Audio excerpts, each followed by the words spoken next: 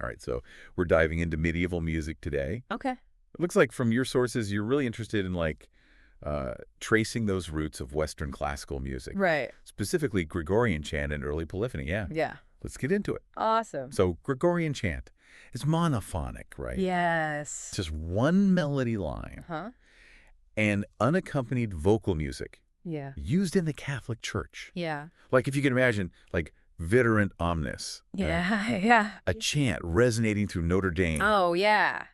Just gives you goosebumps, Absolutely. That music interacting with that architecture, Yeah. incredible. It's something else.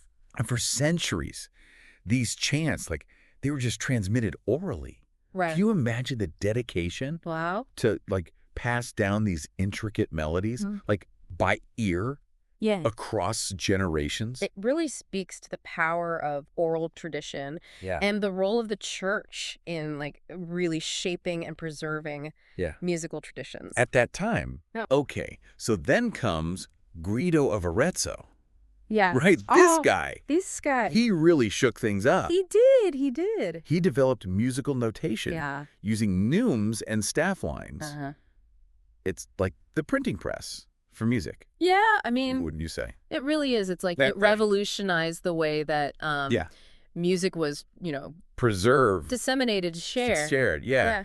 But even with Guido's system, Right. there are still limitations. Yeah. Carl. Rhythms weren't specified precisely. Yeah. So there's still this debate about, Yeah. how some chants were actually originally performed. Exactly. Exactly. And it's amazing to think, right? Like we have the words, but not the punctuation. That's a good way to put it. Right. It's like we know what's being said, Yeah. but we don't know the inflection, Yeah. the tone, the feeling. Exactly. It's It's like having a text message, Wow. without the emojis. So this leads us to polyphony. Yes. Yeah. Now we're talking. Now we're talking. Multiple independent melodies, all sung at the same time. The tapestry. A tapestry of sound. A tapestry of sound. And a key center for this innovation. Yes.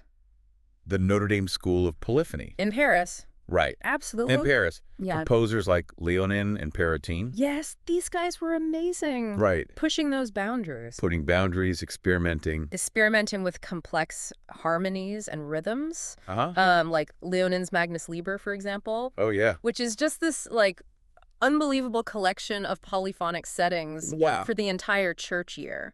So it's like this really challenges the image that Yeah. people have of the Dark Ages. Right? Absolutely. Absolutely. I mean, secular music was flourishing too, Oh, yeah. alongside the sacred music. Of course. We can't forget the troubadours and trouvères, Right. the traveling musician poets, These were the rock stars the rock stars of their day. of their day, right? Yep, absolutely. They were popularizing love songs, tales of chivalry Yeah, yeah. in everyday language, Spreading music, bringing it to the people. bringing it to the people beyond the wall Beyond the church walls, yeah. of the church. Exactly. And to give all this a structure Right. to these interwoven melodies, they developed rhythmic modes. Rhythmic modes. Yeah. Right. It's a system for organizing durations. Right. So imagine, right, you're listening to Leonin's Magnus Liber. Yeah. It's beautiful, it's complex, Uh-huh. but without rhythmic modes, it would just be, It'd be a mess. it would be a jumble of notes. The jumble of notes, yeah. But these modes, they provide that framework, Yeah. The way to understand how those melodies work together in time. It's Yeah. the difference between Prose and poetry. So we see this incredible evolution, right?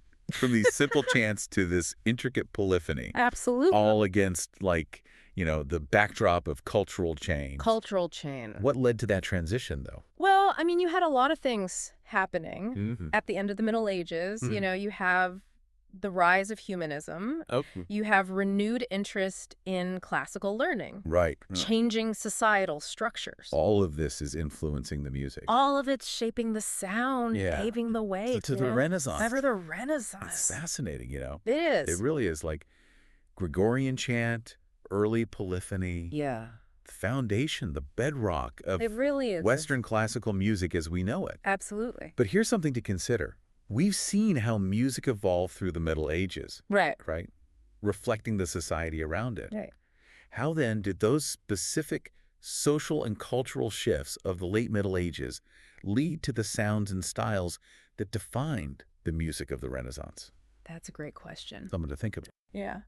Thanks for joining us on this deep dive into medieval music. It was a pleasure. Until next time. See ya. Bye. Bye.